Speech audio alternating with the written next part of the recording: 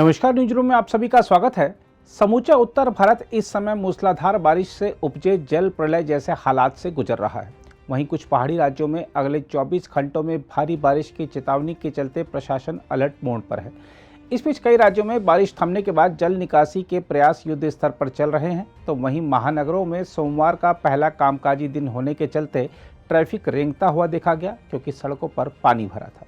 हम आपको यही बता दें कि उत्तर भारत के कई हिस्सों में रविवार को भी मूसलाधार बारिश हुई और भूस्खलन और वर्षा जनित विभिन्न घटनाओं में 19 लोगों की मौत हो गई। दिल्ली में तो यमुना सहित देश के उत्तरी क्षेत्र में कई नदियां उफान पर हैं। कई शहरों और कस्बों में सड़कें तथा आवासीय क्षेत्र घुटनों तक पानी में डूब गए और रिकॉर्ड बारिश के चलते निकाय व्यवस्था पंगु नजर आई। अचानक आई बाढ़ से पर्वतीय इलाकों में सड़कें बह गईं। इस बीच अधिकारियों ने पर्यटकों से मौसम में सुधार के बाद यात्रा की योजना बनाने को कहा है। हिमाचल प्रदेश, उत्तराखंड और दिल्ली तथा अन्य स्थानों के लोगों द्वारा जलमग्न सड़कों पर कागज की नावों की तरह तैरते वाहन, आवासीय क्षेत्रों में गंदा पानी घुसने, उफनती नदियों और भूमि के धंसने के कारण तटों पर डूबे हुए मंदिर और अन्य संरचनाओं की तस्वीरें ऑनलाइन साझा की गई। जम्मू कश्मीर, लद्दाख और हिमाचल प्रदेश के कुछ इलाकों में भारी बारिश की चेतावनी जारी की गई है, जबकि दिल्ली में अधिकारियों ने यमुना के बढ़ते जलस्तर को लेकर चेतावनी दी है। राष्ट्रीय राजधानी में 1982 के बाद से जुलाई में एक दिन में सबसे अधिक बारिश दर्ज की गई है। वहीं शिमला मौसम कार्यालय के निदेशक सुरेंद्र पॉल ने कहा है कि हिमाचल प्रदेश के सोलन में रविवार को 135 मिमी बारिश हुई, जिससे 1971 में एक दिन में 105 मिमी बारिश का 50 साल पुराना रिकॉर्ड टूट गया, जबकि ऊना में 1993 के बाद सबसे अधिक बारिश हुई। इस बीच अधिकारियों के मुताबिक सामान्य जनजीवन ठप होने के कारण दिल्ली और इसके आसपास के राष्ट्रीय राजधानी क्षेत्र शहरों गुरुग्राम और नोएडा में स्कूल सोमवार को बंद हैं। गाजियाबाद में बारिश के कारण 2 दिन और उसके बाद कांवड़ यात्रा के कारण 17 जुलाई तक स्कूल बंद रहेंगे।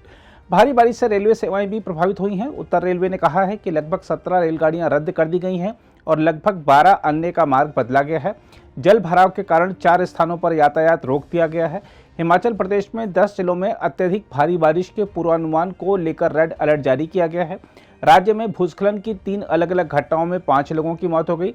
शिमला जिले के कोटगढ़ इलाके में भूस्खलन के चलते एक मकान के ढहने से एक ही परिवार के 3 सदस्यों की मौत हो गई, जबकि कुल्लू और चंबा जिलों से एक एक व्यक्ति की मौत की सूचना है।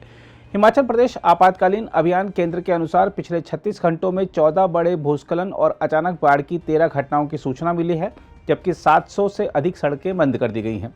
इस बीच उत्तराखंड में ऋषिकेश बद्रीनाथ राष्ट्रीय राजमार्ग पर गुलर के पास भूस्खलन के चलते एक जीप के नदी में गिरने से 3 तीर्थयात्री गंगा में डूब गए। राज्य आपदा मोचन बल और पुलिस के अधिकारियों ने कहा कि जीप में 11 लोग सवार थे। उन्होंने बताया कि 5 लोगों को बचा लिया गया है, जबकि 3 अन्य की तलाश जारी है और बचाव कर्मियों ने 3 शव बरामद कर लिए हैं। वहीं राज्य के काशीपुर इलाके में 2 मकान गिरने से एक दंपति की मौत हो गई और उनकी पोती घायल हो गई। इस बीच जम्मू कश्मीर में डोडा जिले में एक यात्री बस के भूस्खलन की चपेट में आने से 2 लोगों की मौत हो गई। केंद्र शासित प्रदेश के पुंछ जिले में शनिवार को डोगरा नाला पार करते समय अचानक आई बाढ़ में बहे 2 सैनिकों के शव भी बरामद कर लिए गए हैं।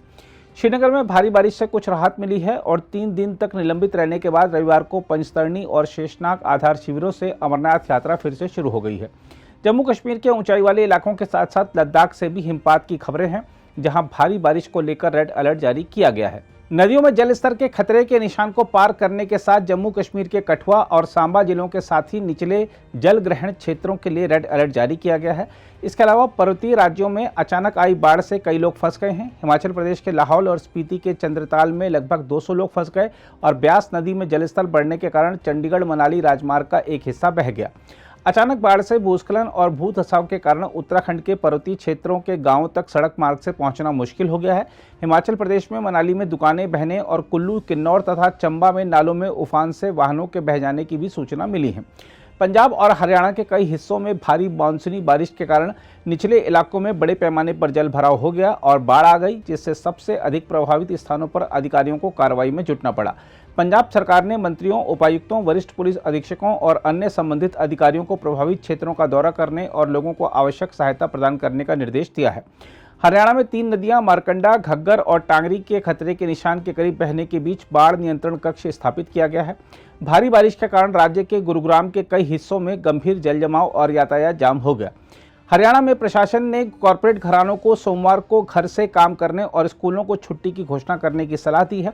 दिल्ली में मुख्यमंत्री अरविंद केजरीवाल ने घोषणा की है कि राष्ट्रीय राजधानी में लगातार बारिश के मद्देनजर सभी स्कूल सोमवार को बंद रहेंगे। राष्ट्रीय राजधानी में जल भराव के कारण यातायात संबंधी दिक्कतें पैदा हुई हैं और लोगों को जलमग्न सड़कों से गुजरना पड़ रहा है।